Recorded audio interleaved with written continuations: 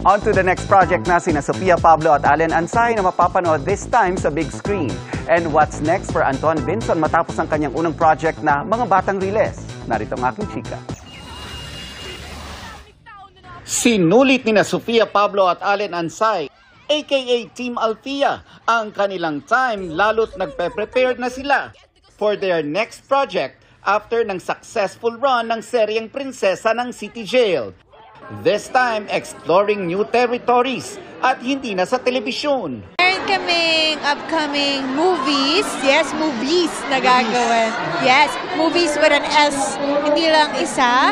So, exciting siya kasi excited din kami sa mga makakasama namin. Ang first movie na kanilang gagawin, panibagong genre din para sa kanila.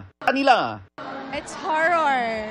So, abangan! And also, ngayon talaga, mapapansin nyo sa amin ni Sophie, sasabay na sa akin si Sophie sa pag-gym kasi medyo pinagpa-prep siya for our next show na hindi pa pwede sabihin.